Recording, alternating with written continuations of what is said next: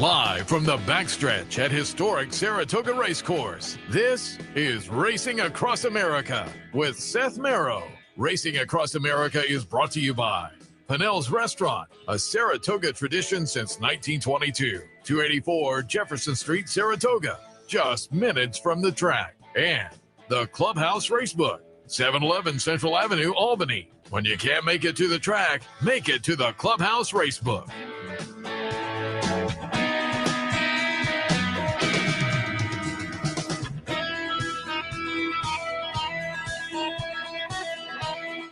Good morning and welcome to Saratoga, Racing Across America on a Saturday morning, a very nice Saturday morning, Alabama Saturday, here live from Clare Court. It's gotten a little breezy, but the sun has come out, as we noted on the handicappers report. Looks like it's going to be a nice day up here at Saratoga. Come on up and enjoy a great stakes afternoon. We'll talk a little bit about the Alabama in just a moment, but coming up a little bit later on, Jay Provenzano from Flying P Stable. He will join us. We'll talk a little of his action up here at Saratoga and beyond.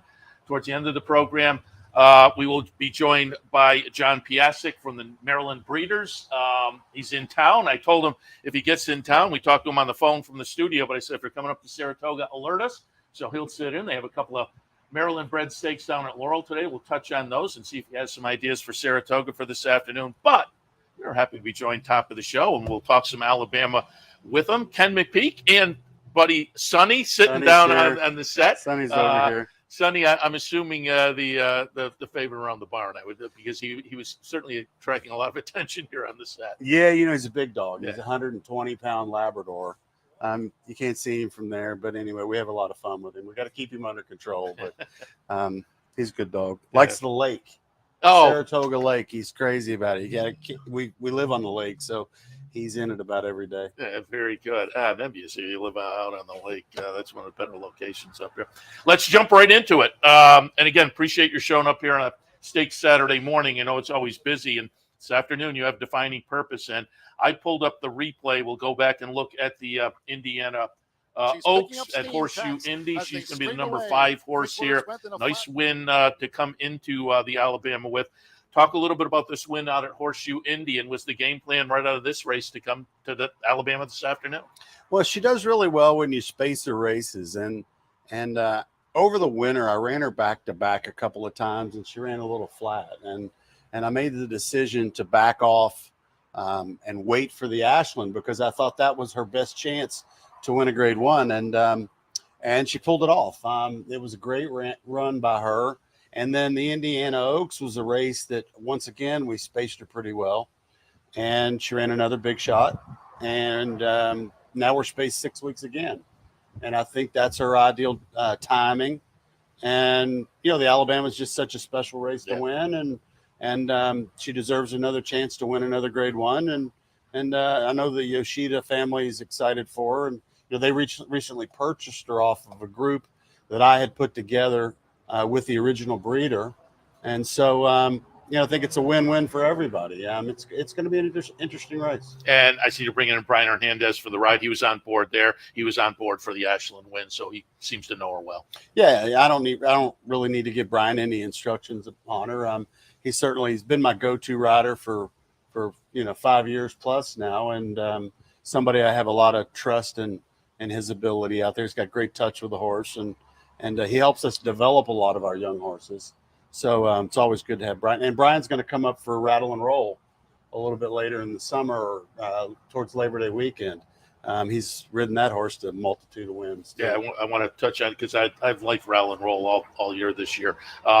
Defining Purpose in the Alabama, again, I mentioned on the handicapping show, we have this discussion first Saturday in May with the boys, but now this Saturday here up at Saratoga, the 1.25 miles is the big question mark. What do you see for Defining Purpose with the trip?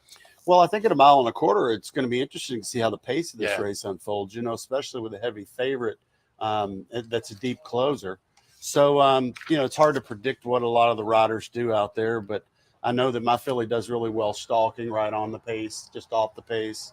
And I think it's a 12s race. They've got to kind of knock off that distance and be able to grind it out.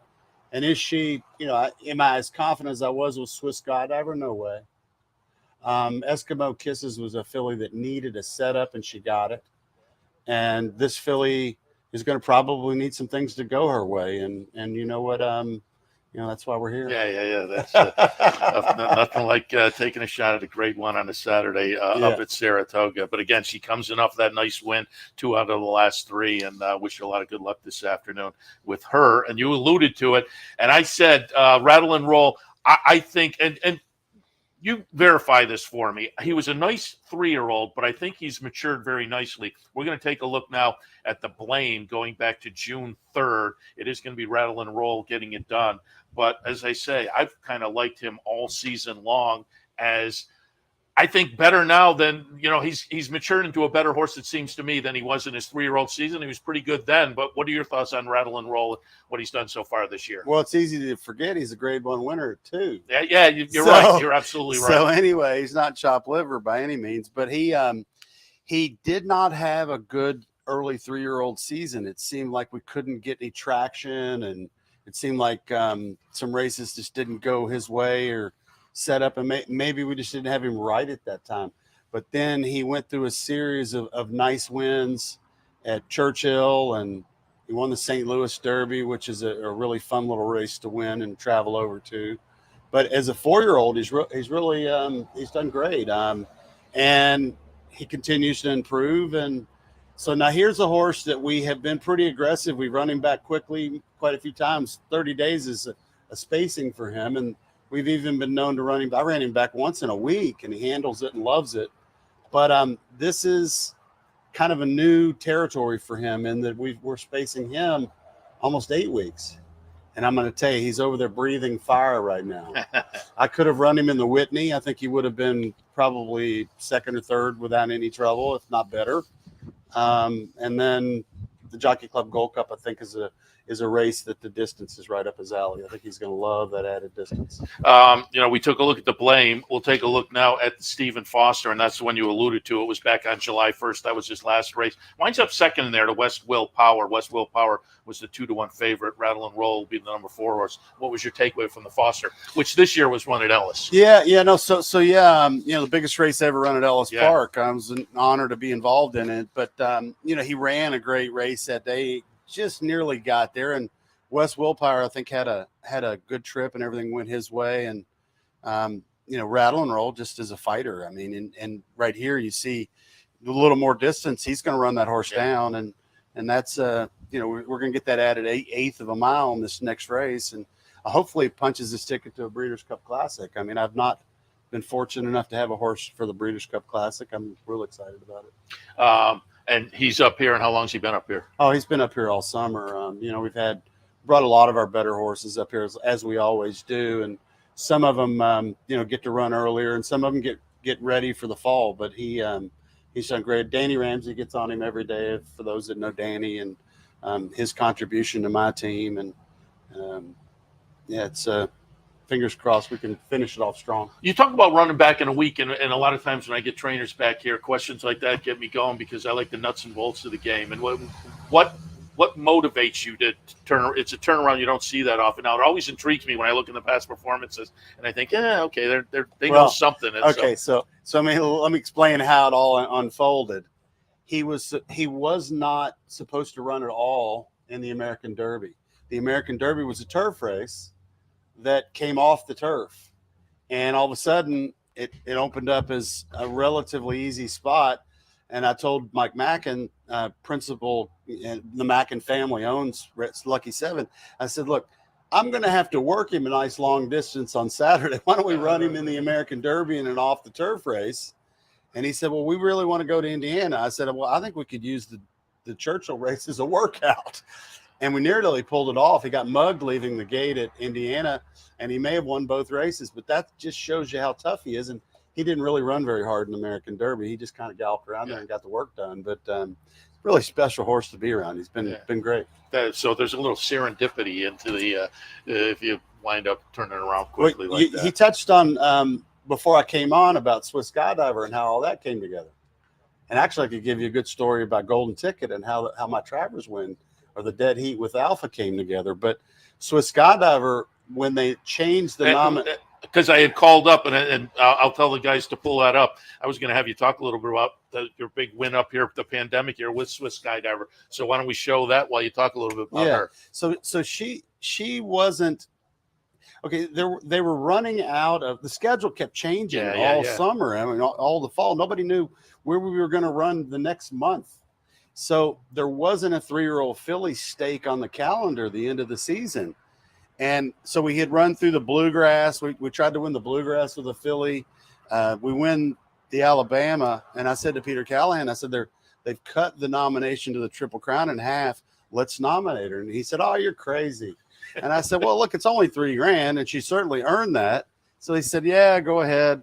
So we nominate her. And because I looked at the calendar, I said, there's no 3-year-old filly race end of season.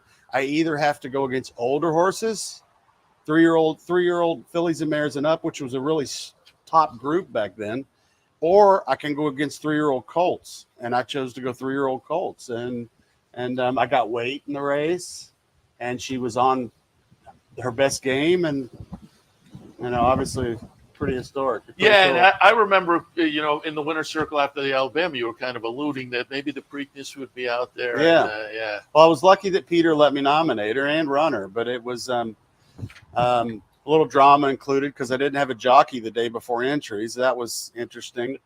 But, we overcame it, so that was great. But, that's kind of this game. I've never really been scared to take a chance, and especially if I had a horse doing well. Well, you obviously did, as you say, Bluegrass and Preakness and whatnot. And that was a great Alabama win, albeit a very different year with no fans here and whatnot. Yeah. And talk a little bit about Saratoga and what's like winning up here now in a more normal year when you're here with the fans. I always say these are the most knowledgeable fans in the game, it seems like, and it's just fun to see a good performance appreciated. I'm sorry they weren't there for some Skydiver. Well, on the contrary, the COVID year, I traveled all over the country. I ran horses in Oakland, California, Maryland, New York, obviously Kentucky, Florida. It was easy to get seats. There was no traffic. You didn't have to worry about getting in and out. You just came and ran your horse and you went home. So for us that deal with this every day, sometimes the crowds, which are great for the game, are real. You had to wiggle your way through everything. And COVID year, it was like zip in, zip out. No problem. Let's do our job, which is what we want to do. Typically. Yeah, I have to admit, they stationed us to spread us out that year. They stationed the press box. We were in the turf terrace, which I thought was pretty good. Great seating for us as well. Also have to touch on your win just a few days ago with Wonder Ride, because when I was talking to you yesterday, you said maybe looking spin away with her. This is a nice victory, debut win for Wonder Ride. You trained the damn Wonderman, if I'm not mistaken. Nice little New York bred. But talk a little bit about the performance last weekend with Wonder Ride and what you look for in the future. It was expected. I obviously trained her mother, and she was a very good New York bred. But I think what I'm most proud of with this filly is that I bought her mother for $42,000. She ran off, I want to say she won 5 stakes in her career. And then we've taken her to my farm in Kentucky. I contributed to the mating. We raised her at Magdalena Farm in Lexington. We broke her as a yearling. We've taken her through all these steps, and this filly might be better than her mother. Yeah, matter of fact, expect her to be. Gun Runner's been a really nice mating with Wonderman, and Wonderman was a hard knocker, and this filly, total consummate professional, goes out there every day, and she's going to want to run longer than the spin away. But I'd like to knock out, another Alcibiades with either her or Vivi's Dreams, another one that we've got out there that we'll probably try to keep them separated. And what's the name of the 3-year-old or 2-year-old filly stake at Belmont in October? It sets up for the Breeders' Cup. The story? I'm not sure. Well, the Champagne I know is the Colts. Yeah. But I can't remember the name of the filly's stake. But that may be her next step too. Okay. How'd she come out of the race the other day? Yeah, piece of cake. I mean, she only really ran 80%. But as you saw, Julian, wiggled her through traffic, and when he pressed the button, she went on, and that's what good ones do. And I just want to quickly touch on a couple others coming up. If folks are playing over the next week, you have one coming up out at Horseshoe Indy on Wednesday in the Peony. We're going to take a look at Corningstone. I also wanted to show this. This was a little stake at Horseshoe, the First Lady, back on August 2nd. Corningstone's the number 8, but I also just love the name Corningstone. Little tip of the hat to Anchorman fans out of Ice Women. So folks will get that. But what do you expect later this week from Corningstone out at Horseshoe Indy? Well, this filly ran here in Saratoga last summer and was competitive, but she had an unlucky race. One race was canceled in the middle of the race. I can't remember what, maybe a gate issue. But this filly is a very, very good filly against Indiana breds. And she might even get a chance against open breds. I may run her in the Remington Park Oaks in September. But this is a restricted race that she's in this week. And, I'd say she's going to be no less than second choice. I would think something like that. But she's been really good. And her sister, his name's Ice Cold, is going to run here next week here in Saratoga. Very good. Yeah. And Sonny's sticking his nose over here. He's got a little say hello. Looking good, too. Looking good. Anyway. And over the next couple of days, want to just touch on, are you staying in today with Real Men Violin? Yes, for sure. I haven't seen the final scratches, but we changed the shoes to set him up for a dirt run today. This colt's going to run good on the dirt. Okay. That one is in the second race today. And tomorrow you have a first-time starter from Magdalena, Lord Vincente, if I'm pronouncing that correctly. What are your thoughts? One of the most interesting horses that I've purchased and been around. I found this horse in Argentina in a small, what I'd call boutique breeder's farm, and did a private deal to buy him and then export him back. So the mare was bred on a Southern Hemisphere season to End of Mischief in Kentucky. Then the mare was flown to Argentina where she foaled, and she foals the colt in Argentina, raised in Argentina. And then I happen to be kind of horse hunting down there, which I do regularly. I've been known to buy Brazilian horses and Argentinian horses. And so anyway, I found this colt with John Fulton, a friend of mine, and really serious horse. Okay. And he has done everything we've asked him to do. And Brian's sticking around for the ride. And it wouldn't surprise me if he does everything we ask him to tomorrow. Yeah, very good. Really nice horse. I don't think you're going to see this horse. He could be a horse that shines in bright lights. Okay, so that's tomorrow on the 8th, Lord Vincente. I didn't even know that was a thing, that they would breed in Kentucky on the southern schedule and then head down there. You get a discount if you breed on the southern hemisphere because stallions aren't active. Yeah.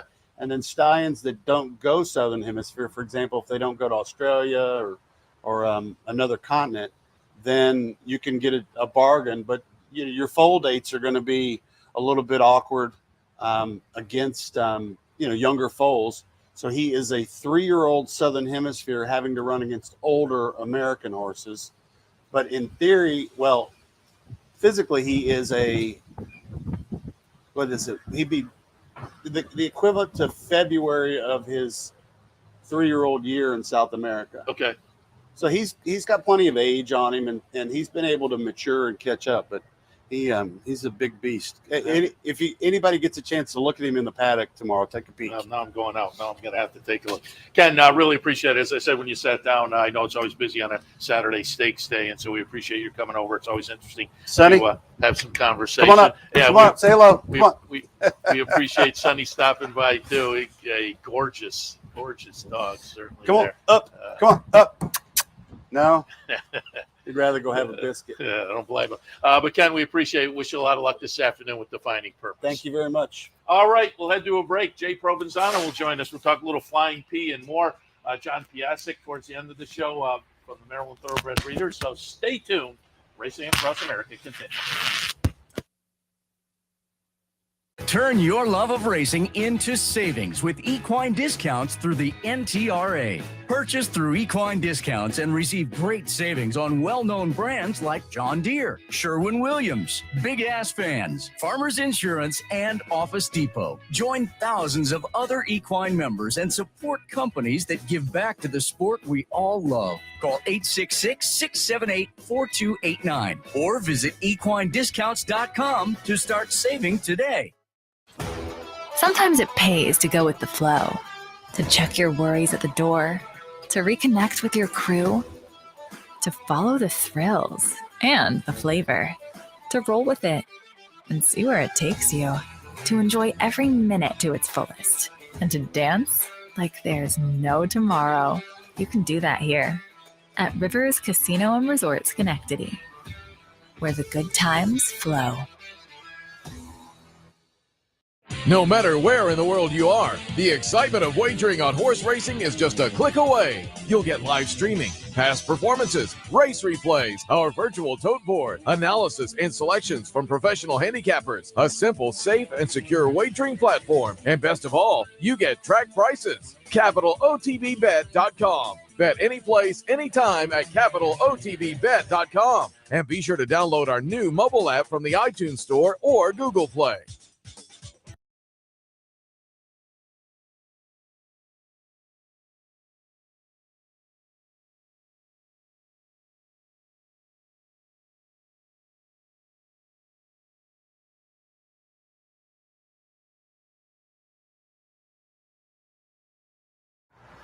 Welcome back to Racing Across America on this Alabama Saturday morning. Again, looks like a nice day, a little breezy, and it's cool. Bring a sweater, I would think, but it looks like it's going to be a really nice, fun day up here. And I'm expecting a nice, fun segment coming up as well. We have Jay Provenzano visiting us from Flying P Stable, and out in the green room, as it were, Roddy Valenti. And when I asked Jay to be on, I said Roddy said you'd be a good guest, and so looking forward to it. I'll try. I'll do my best. And when we get new guys back here that we haven't had on the show before, I always like to. I mean, part of what we try to do is, put a personality to the faces and then the names people see in the program.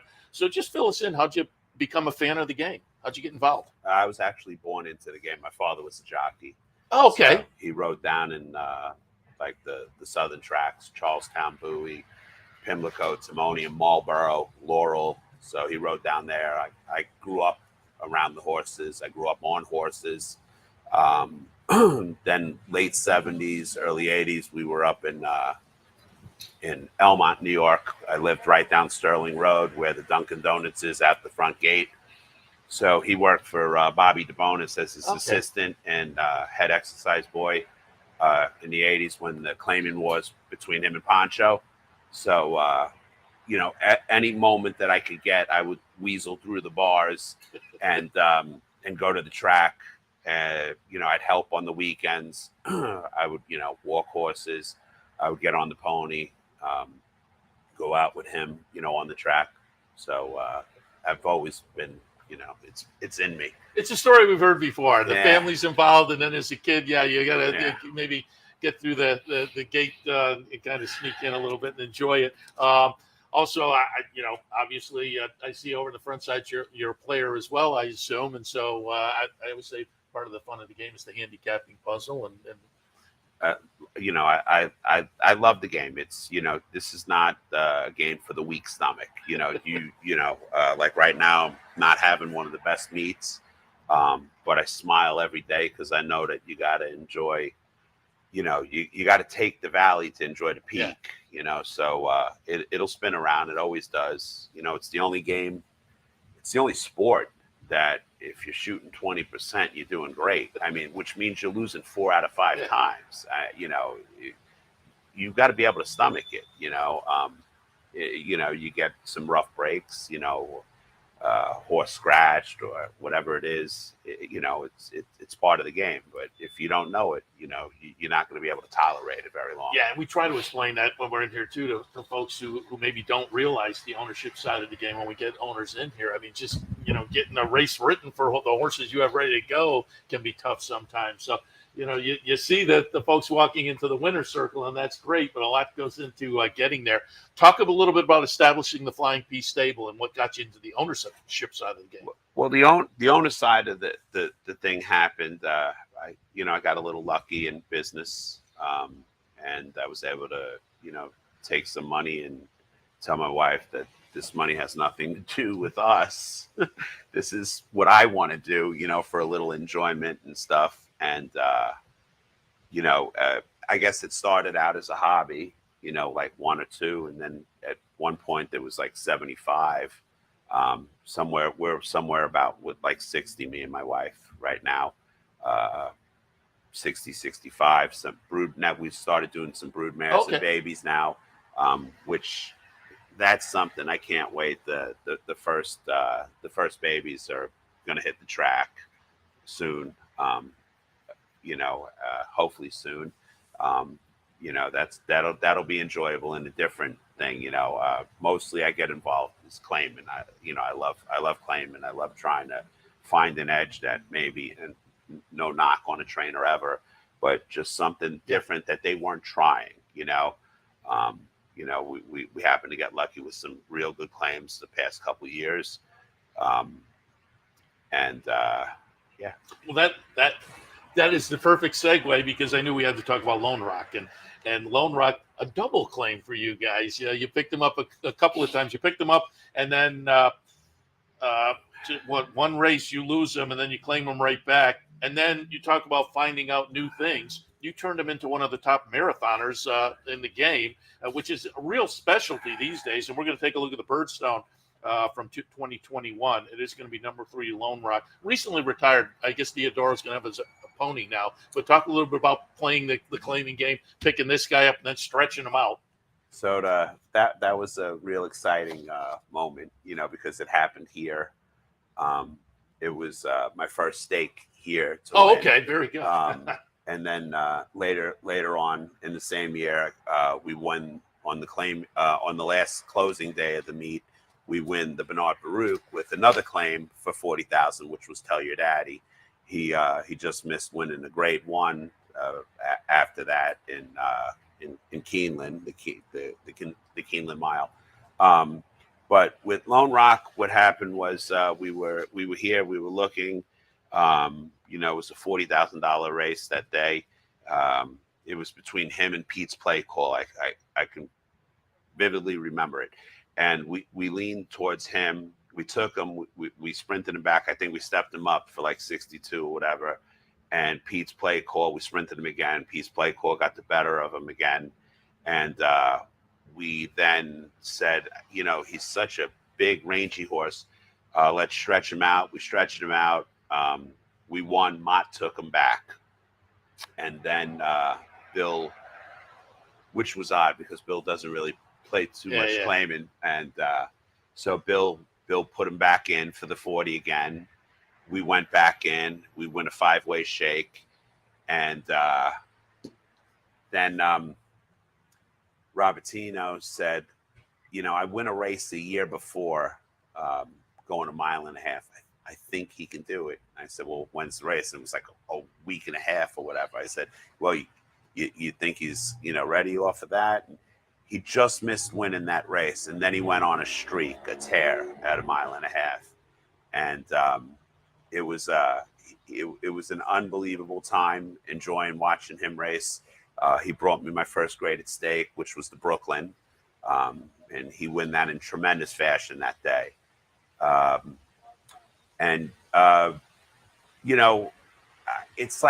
It's like boxing with the heavyweight champ that you never think is going to get beat, like with Tyson. You never thought Tyson was ever going to lose.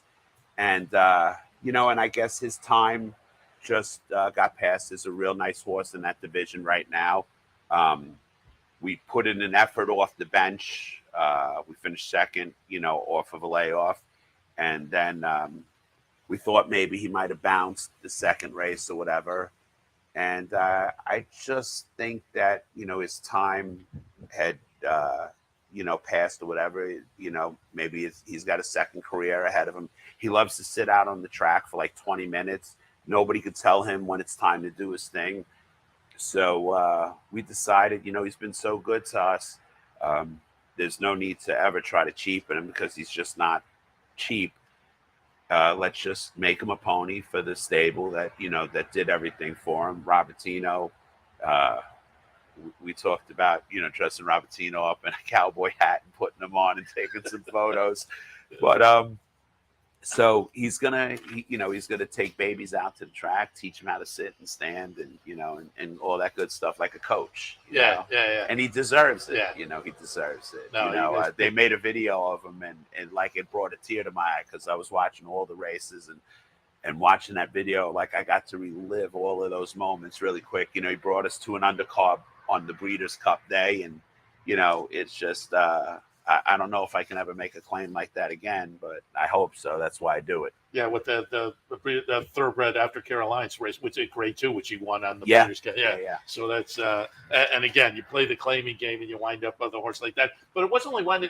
That was one where, as you said, you kind of had to come up with a new plan for him because before you claimed him, he wasn't a marathoner, and that's where he made his name. No, he was sprinting. Yeah. So you never know. I mean, and the same with the horse that is now, winning those races that won the Birdstone. They stretched him out. Yeah. And, I mean, these days know. in American racing, it's a real specialty. Oh yeah, it's not common like Yeah. it used to be. They used to have 2 miles. Yeah. And stuff. But, And talk about the claiming game. You've kind of alluded to it already, but how do you decide who to claim? I mean, does one of your trainers come to you and say, "Hey, take a look at this horse," or are you looking all the time? So it's usually like a 3-4 person process. So I have any one of 8 trainers that I have. They'll text me a race, but they won't tell me the horse, and that's or vice versa. So we won't talk about the horse. We'll just say the race, and then if we're on the same horse. Then that's interesting. I Yeah. like that. Then what I'll do is I'll pass it to Dave Canizzo, who helps me manage the stable. He also I send a lot of horses over to Willowbrook Farm that he has now. He was a trainer of mine, but now he's gone to rehabbing horses and and stuff like that.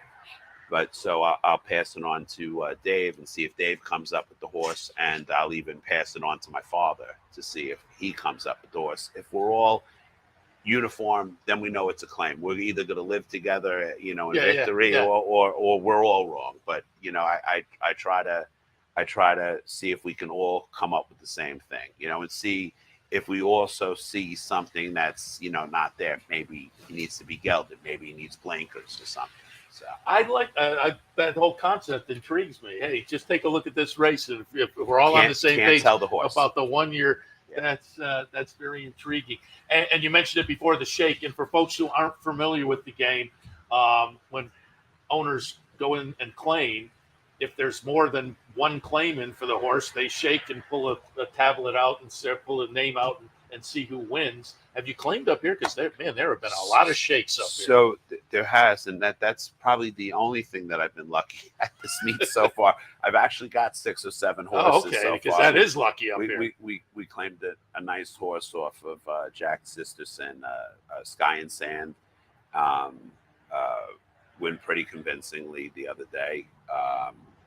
I claimed a few horses with a few new trainers. I claimed with George Abreu up here. We got a horse. I claimed with Mel Giddings. We claimed a horse the other day. Nice Florida bred. So I'm excited. I love giving people the opportunity. Sure. Yeah. And it keeps the other trainers on their toes too. Very good. Yeah. Also wanted to alert people, for folks who are playing coming up. I pulled up a replay. Steve Sexton Mile back on May 29th. You guys had Frosted Grace. We'll take a look at that replay. Frosted Grace in the Sexton Mile, the number 5, but comes up Monday in the Wisman Memorial down at Presque Isle. What are your thoughts down in Pennsylvania for Frosted Grace coming up? Well, he's a real nice horse. Nice claim. I actually claimed him with a purpose. The day I took him, I claimed him to run him in the claiming Crown Jewel. Oh, nice. for me, it's I don't like to cheapen it, but it's like the poor man's Breeders' Cup. And I've won a bunch of those Claim and Crown races in the past. I've won the Jewel with Flowers Felisa. I've won the sprint race on the turf with Rocket Heat. I won another turf race with Queen's Embrace. So I like that. It really means a lot to me, the Claim and Crown, because it means like it was a good claim when I can, win the best of the best against the claimers.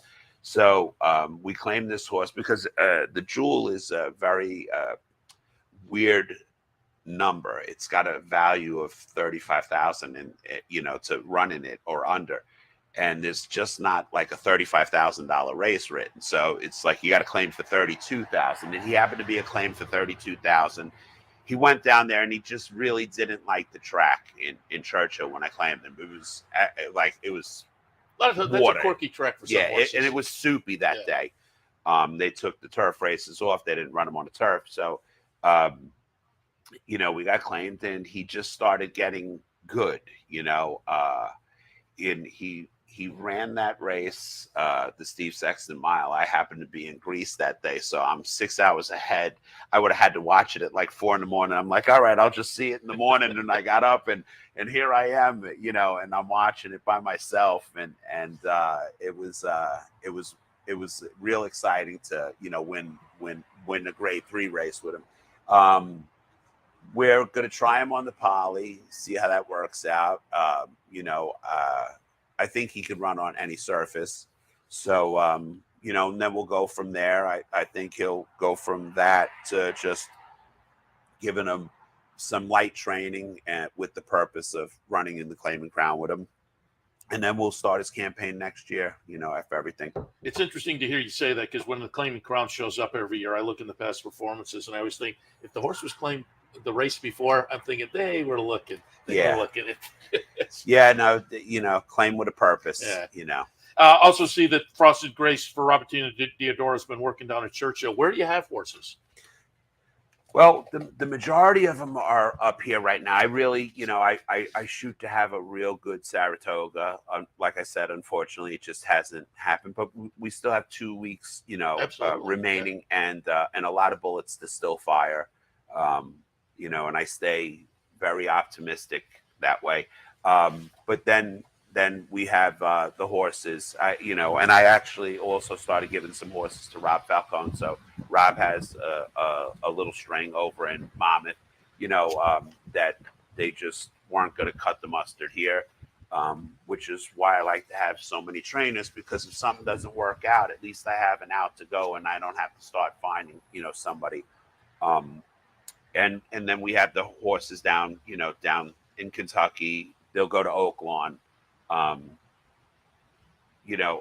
Mel will probably take some horses down to Florida, and George Breu, so that's why I kind of reached out in that direction. So I'll run Florida, I'll run Oaklawn, Kentucky, and I'll run New York. You ever get to Oaklawn? I like Oaklawn. The Hot Springs to me is very similar to Saratoga. It's just the way the folks respond to the racetrack. Robertino gives me a lot of grief. He goes, you have won probably 10 stakes in the last 3 years and you've yet to come here. What is it going to take? And I said, you could put me on a private plane because I'm not connecting and I don't want to, but I will get there. I have heard so many good things. I heard it's like a mini Saratoga. I heard you walk into a grocery store and they know who you have entered that day, and for me that's everything, because this is how I live, this is what I bleed, the horses. So I really, I don't mind people questioning me. I don't mind people asking me, because you want to talk horse with me, we can talk all day long, so I do have to get down there. Yeah, I would highly recommend. I have a sister who lives in Fayetteville, which is a ways away. But 1 year I made the trip down, visited her on the way to Florida for a couple of weeks, and I made a stop at Oaklawn for a couple of days. And I was really amazed by how similar it is to Saratoga with the whole mentality. And what's special about Saratoga, I always say, is outside the fence, because as you say, you go downtown, you're eating dinner, the people at the next table are talking about hitting the double today or what they're playing the exacta tomorrow. And they're thanking you if you won for them, But and fairgrounds, I started dabbling with Tom Morley in fairgrounds a couple of years ago, and like I said, we made some really good claims down there. We claimed Tell Your Daddy, we claimed Locally Owned, a couple other good claims. He decided not to go last year, so I used Ron Fauché down there. And depending if Ron comes back, it'll be Ron again. Or I was talking with Robert Falcone last night. We were having dinner. Maybe he'll go down there with a string or whatever. I told him the claims are really good there. I've had tremendous success in the 2 or 3 years playing it over that way. Because, over here it gets a little tiring. I mean, besides the Saratoga meet, it becomes the same old cracker. You know what I'm saying? Yeah. And, so you need to diversify and try to find those good claims. Unfortunately, I bring all of those good claims this way, and as soon as you bring them here, I lost 6 the first week. I think. Well, it's been nuts up here. Oaklawn, though, it's nuclear down there too. They changed the rules a little bit at Oaklawn, but the claim box down at Oaklawn is crazy as well. It's very interesting what they do there. They have what is called it's like a priority claim. So if you lose a horse, you are granted what's called a priority claim the next week. Oh, wow. Okay, so you could check the box. Now, say 10 people are in for that horse, but 4 people have lost horses, and they check. The other 6 are eliminated right away. So you're only shaking against 4. So it gives the person a chance to replenish the stable. I've tried, voicing my opinion here because, you're against 30 people. It's easy to lose a horse, but it's not that easy to get one back here, so. And some of these claims up here are 20 people in the shake. Exactly, 20, 30 people in the shake, and you're trying to get, replenish your stable. Like I said, I lost 6 the first week. You can lose 6, no problem. Try to get 6 back. It's a little difficult. And again, I like that perspective, because I think a lot of people don't realize that on the owner's side of things. As they say, see the owners go in the winner's circle and whatnot. There's a lot that goes into it. Just before we let you go, again, you mentioned there's still plenty of time up at Saratoga coming up on Wednesday in the John's Call. You have Tide of the Sea and Mystic Night. What are your thoughts for one or the other of those coming up on Wednesday? Well, the way my meet has been going, and like I said, I have to just take it with a smile and laugh. But so I figured, all right, I'm going to outfox them here. If I was putting the horses in MTO, it's sunny and stays on the grass. If I needed the race to go on the turf, this meet, it's rained off. So I said, all right, well, I got one for each way. Well, they'll probably cancel the John's Call the way everything's going.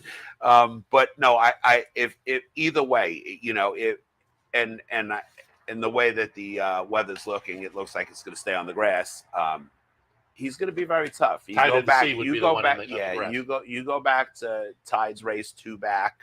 I believe it was Fort Marcy. The Fort Marcy. Yeah. I mean, he ran a 99, so it's going to be a tough number. If he runs that 99 again.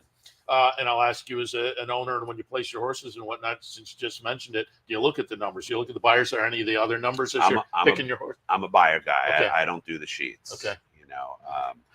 I know people, live and die by the sheets. I don't know how to read them, to be honest with you. I'm a buyer guy too. There's a 6 and it goes this way and it slants, it's italic, it's bold. It's too much for me, I'm a buyer guy and a replay guy. Okay. Huge watching the replays. Okay.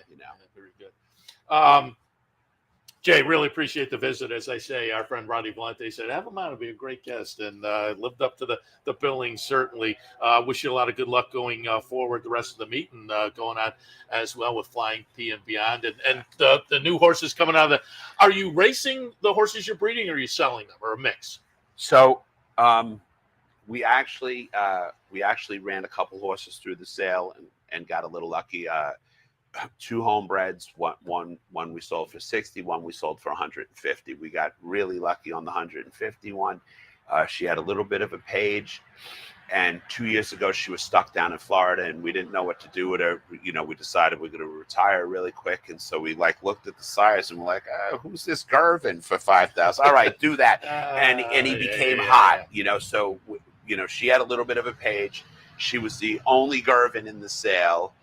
So she was Florida stallion, New York bred, you know, and also we had certified her in Virginia. So she looked really attractive. She was a pretty horse. So we got 150 for her. And then we've been dabbling with pinhook and some weanlings to yearlings. And we did pretty good with a practical joke that we took for 95 and sold for 180. Oh, nice. So, yeah. So you're playing all aspects of the I'm game. trying. Good You for know, if I can't make money one way, I'm going to try the other. Good for you. Yeah. Jay Provenzano, again, Flying P Stable. Again, I'd like to introduce people that you see the name in the program. Maybe you see him walk out in the winner's circle, and now you've got to meet him as well. Jay, appreciate the visit. We'll talk again. Yeah, right now I need a GPS for that winner's circle. It'll come around. I know. Appreciate it. Thank All right, you. we'll take a break. John Piassek is in the house. Maryland Thoroughbred Breeders. They've got a couple of nice Maryland bred stakes at Laurel today. We'll hit on those and more right after this. Stay tuned.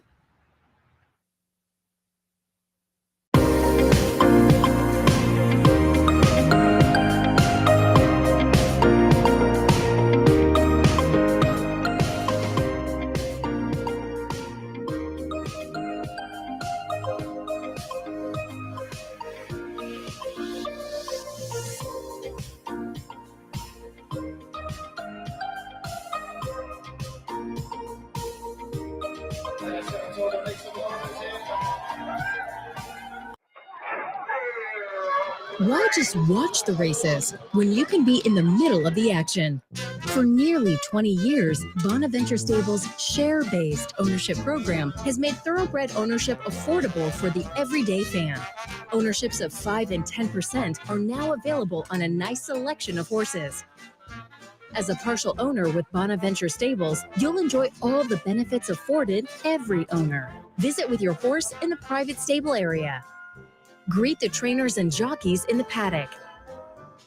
And when your horse wins, savor the moment in the winner's circle at Saratoga, Belmont, Aqueduct, or wherever you bring home the prize.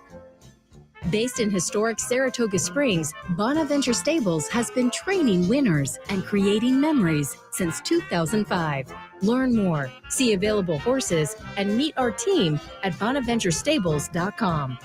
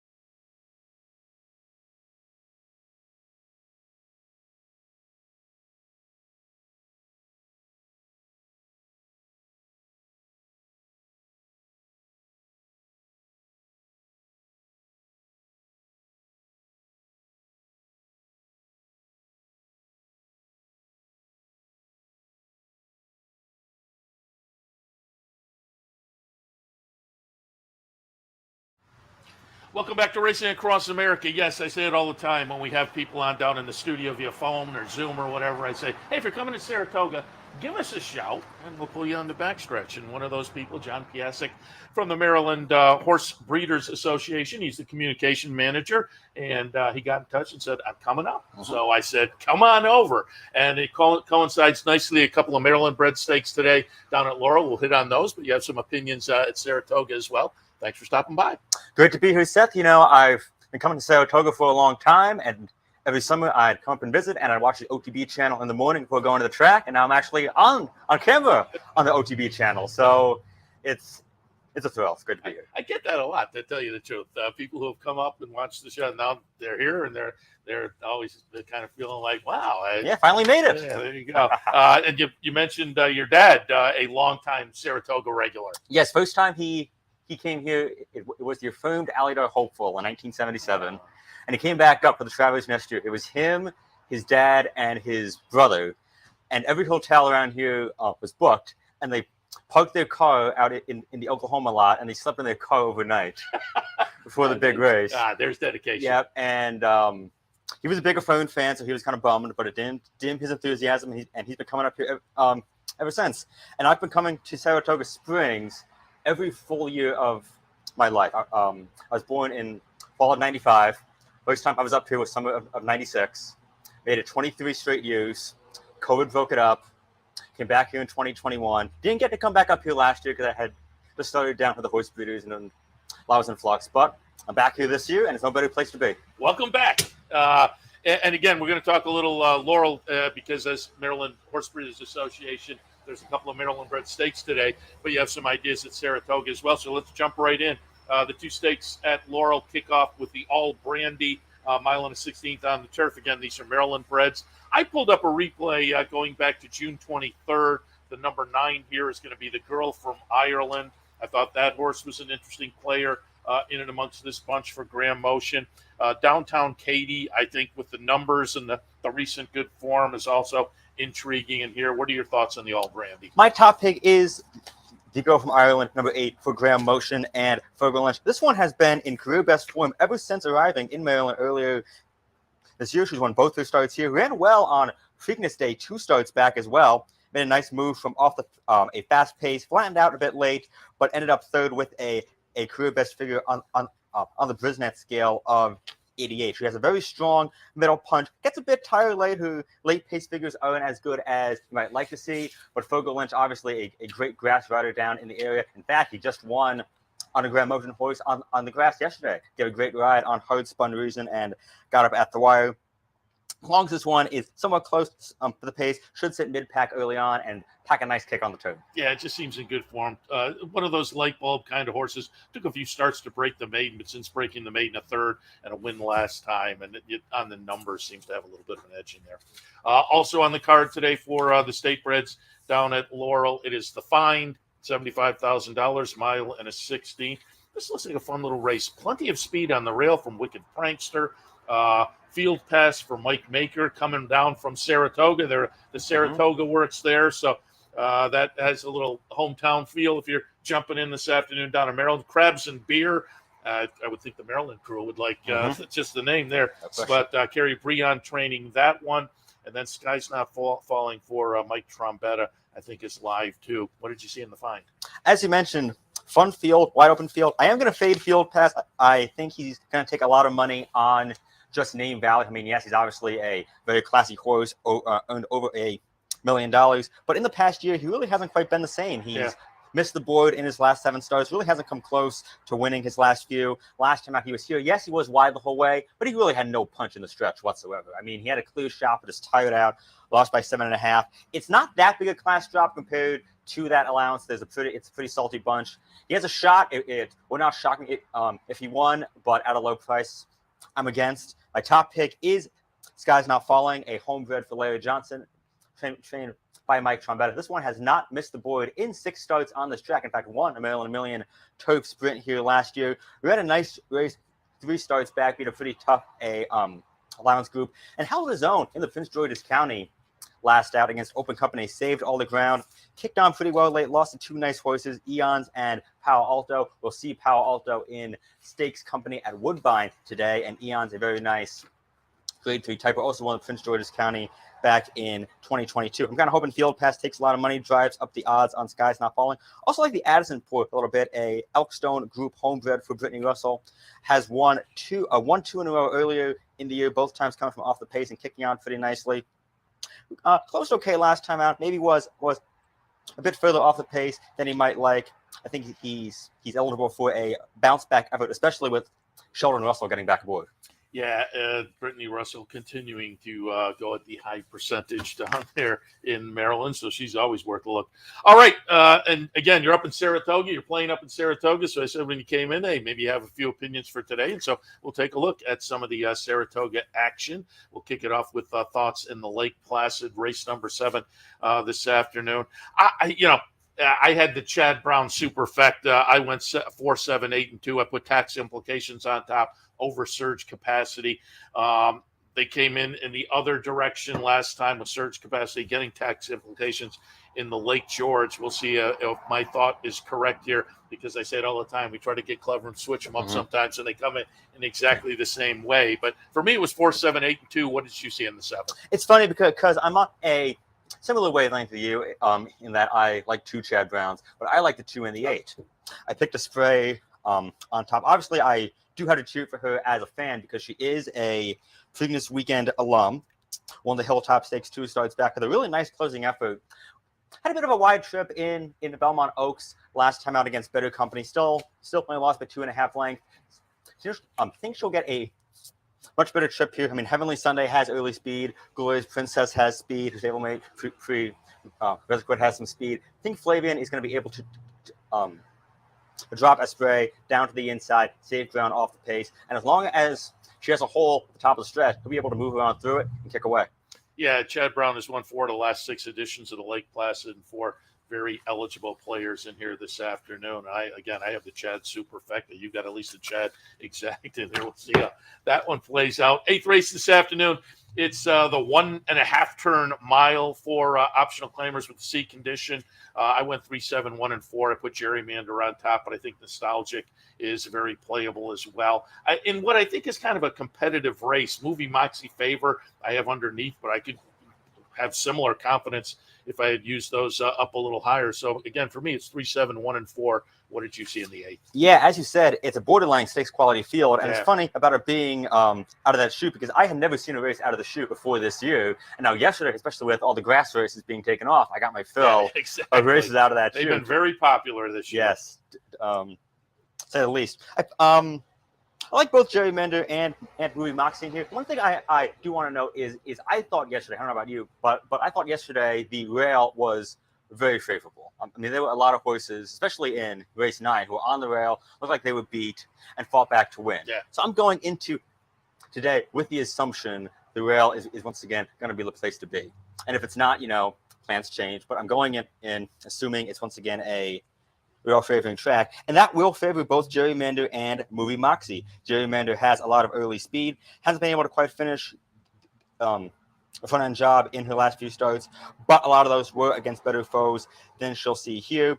I don't think Battle Bling is going to be able to run with her early. I think Gerrymander drops over to the rail and takes them as far as she can, as fast as she can. Movie Moxie should set the trip off the pace on the inside, has good tactical speed, 1, 2 out of her last 3 starts, both times pressing the pace and kicking on to win by open lengths. Would not surprise me if Gerrymander falters. Movie Moxie is going to be right there to pick up the pieces. Yeah, they're both very playable and in my mix for sure.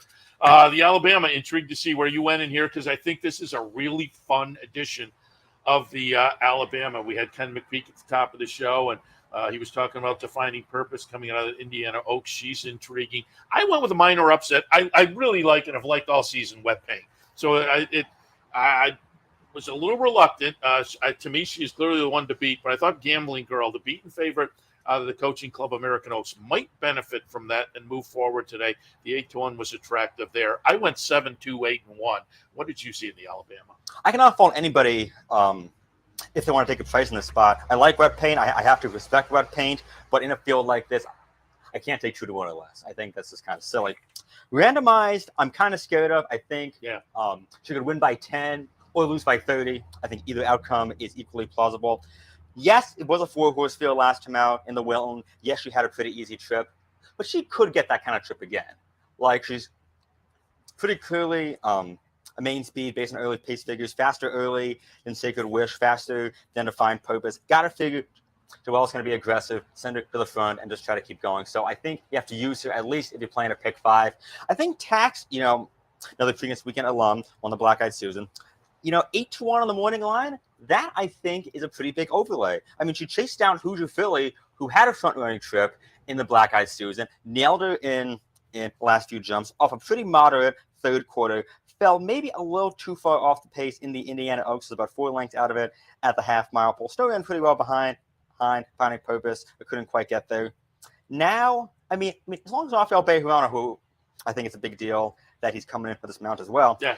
If she is, 2.5 or 3 lengths off the pace, maybe in the 2-path early, not losing too much ground. She has great late speed, even a somewhat honest pace at 8-1. I think you have to at least give her a long look. You're being a homer because you won the Black-Eyed Susan, are you? Well, I mean, I want her to win, but even on pure handicap, even if you black out everybody's name and just looked at the numbers, like, yeah, she's got a good shot. 10th race today. They're on the grass. Optional claimers, non-winners, 2 other than Mile on the Grass. I have written at the top of the page, Wide Open, but I went with Napoleonic War for Chad Brown and Klarovich, or Peter Brand, excuse me. I thought the seasonal debut might have put her in a good spot to change the outcome behind Whisper Not last time. We'll see how that works out. But for me, 2, 5, 10, and 7. What did you see in the 10th? I think Whisper Not and Verbal on top, as you noted.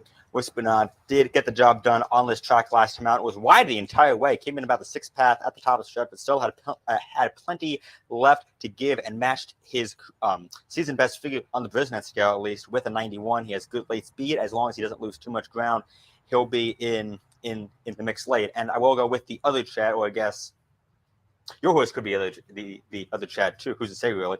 Number 9, Verbal, lightly raced. Maybe did a bit too much too soon. Went in Tampa Bay Stakes, 3 starts back, but still ran on well. Got 4th. Could well have won last out if not for being interfered with in the stretch. He improved pretty nicely off that race. Adds blinkers. Keeps Irad in the saddle. Should also be heard from late. Yeah, and it is worth noting that trouble in the last may be worth. And David Aragone actually, made that one 5-2. So I'm sure he was taking that into account. We're going to be interested to see what the betting public does today. But I think it's a nice, fun card, certainly. Excellent card.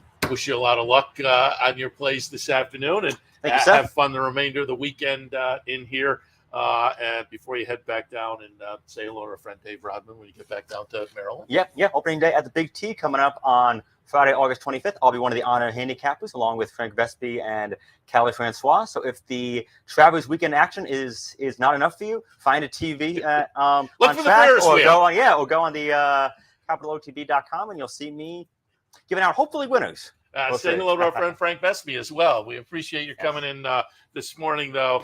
Again, John Piassek from the Maryland Horse Breeders Association, Communications Manager.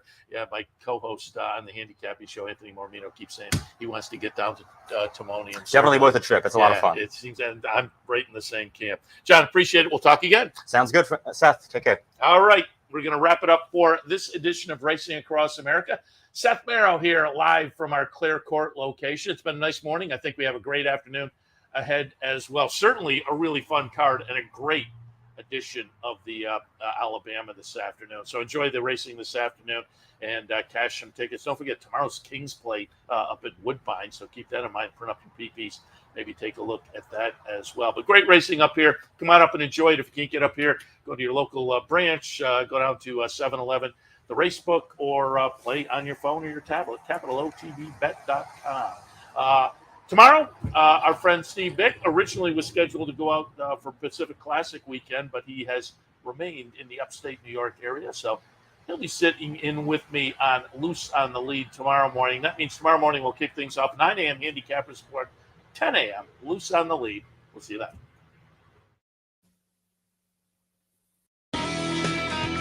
You've been watching Racing Across America. Racing Across America has been brought to you by Pinnell's Restaurant, a Saratoga tradition since 1922. 284 Jefferson Street, Saratoga, just minutes from the track. And the Clubhouse Racebook, 711 Central Avenue, Albany. When you can't make it to the track, make it to the Clubhouse Race.